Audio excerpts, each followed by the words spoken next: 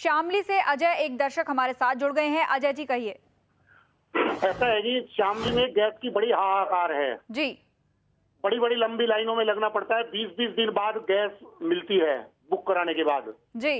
और अगर gas black से खरीदें लगभग 800 रुपए का सिलेंडर हम लोगों को मिलता है जी।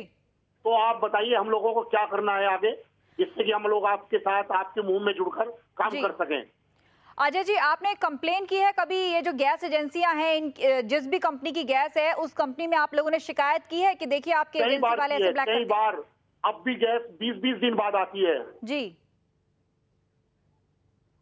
शुक्रिया अपनी बात हम तक पहुंचाने के लिए। तो शामली से एक दर्शक हमें बता रहे थे कि कैसे कई कंप्लेन वो कर चुके हैं, लेकिन उसके बाद भी आला अधिकारियों ने उनकी एक ना सुनी है। 20-20 दिन लग जाते हैं, उसके बाद भी गैस कभी पहुंचती है तो कभी नहीं पहुंचती है। ब्लैक में लेने जाइए तो दुगने दाम पर सिलेंडर मिलता है।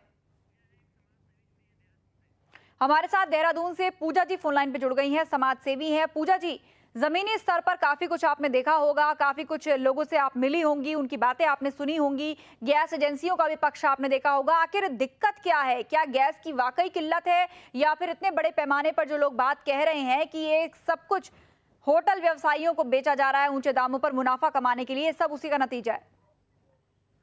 हाँ जी, मैं आपके दर्शकों की काफी समय से मैं उनकी वार्तालाप सुन रही हूँ और मेरे हिसाब से हर एक चीज का निचोड़ यह निकला है कि ये भ्रष्ट प्रजातंत्र का एक और घिनौना रूप है जी। ये एक आम आदमी की बहुत ही जरूरतमंद चीज है जिसको कि हम आज एक ब्लैक मार्केट में जाके हम उसको बेच रहे हैं जी। मैं जितने भी लोगों की मैंने अब तक बात सुनी, मैंने उससे, क्योंकि मैं समाज सेवा करती हूँ और मैं समाज से बहुत ग्रास रूट लेवल पे जुड़ी हुई हूँ, तो मैं आपके दर्शकों को आपके माध्यम से एक संदेश देना चाहती हूँ कि ये सब चीजें हमारे भ्रष्ट प्रजातंत्र का एक रूप है। और हमारे इस देश में मैं अन्ना जी की मुहिम देहरादून में सक्रिय कार्य करता हूँ, अन्ना जी की मुहिम चलाती हूँ। मैं आपके माध्यम से सारे लोगों से ये अपील करना चाहती हूँ कि हमें अन्ना जी ने ये एक मूवमेंट चलाने का एक मौका दिया है। अपने आप को संगठित करके हम सब रोडों में आए तो गैस ही नहीं सारे मामले सुलझ जाएंगे। गैस भी मिलेगी और हर एक चीज अपने स्थान पे तरीके से चलने लगेगी।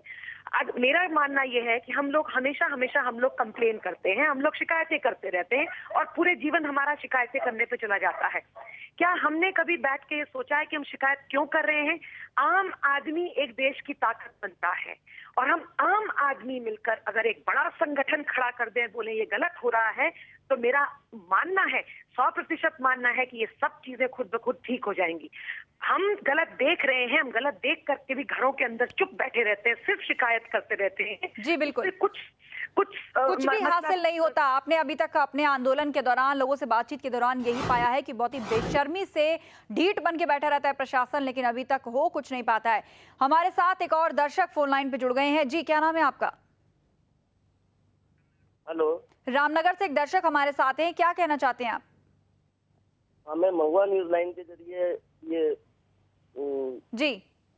ये संदेश देना चाह रहा था जी कि जितने भी ये कॉमर्शियल कनेक्शन ये कुमाऊं मंडल विकास निगम वाले जारी करते हैं जी, और ये लोग फिर वापस लौट करके उस सिलेंडर को रिफिल कराने आते हैं या नहीं आते हैं,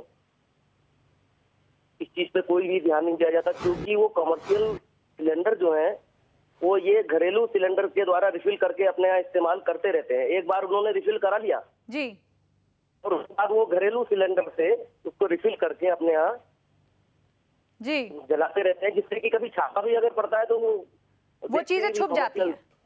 कमर्शियल सिलेंडर चल रहा है, कोई बात नहीं जी, लेकिन उसने रिफिल कब कराया है पिछली बार ये कोई नहीं देखता। बिल्कुल, उस कॉमर्शियल सिलेंडर को जो गैस बेची जाती है, कम से कम यहाँ पर जी 300-400 रिजोर्ट होंगे जिसके अंदर डेली कितना कंज्यूम होता है गैस। अगर आप इस चीज का अंदाज लगाएंगे तो सबसे ज्यादा कालाबाजारी वही होती है। बहुत बहुत शुक्रिया हेमंत जी, आपने बहुत अहम जानकारी दी है कि अगर रेड पड़ती भी है तो उसका भी तरीका इन होटल कारोबारियों ने निकाल रखा है। घरेलू गैस सिलेंडर से अपने कमर्शियल सिलेंडर्स को ये लोग रिफिल कर लेते हैं और छापा पड़ता है तो ऐसा लगता है कि कमर्शियल सिलेंडर का इस्तेमाल हो रहा है और लोग बच जाते हैं। लेकिन ये सब कुछ भी कहीं हो रहा है, यानी जो रिफिलिंग का काम है वो भी चोरी छुपे कहाँ चल रहा है, इसका भी पता प्रशासन को ही लगाना होगा। और इस तमाम मुद्दे को महुआ न्यूज लाइन तब तक उठाता रहेगा जब तक उत्तराखंड या तमाम उन शहर में बैठे हुए लोगों को सही तरीके से गैस नहीं मिल जाती। जब तक ये मुहिम चलती रहेगी, ये मुद्दा हम बार बार उठाते रहेंगे। इसी के साथ आज के लिए इस मुद्दे पर इतना ही। एक बहुत छोटे से ब्रेक के लिए यहाँ रुकेंगे, लेकिन ब्रेक के उस पार आप देखना मत भूलिए, गंगा को मत करो मैला।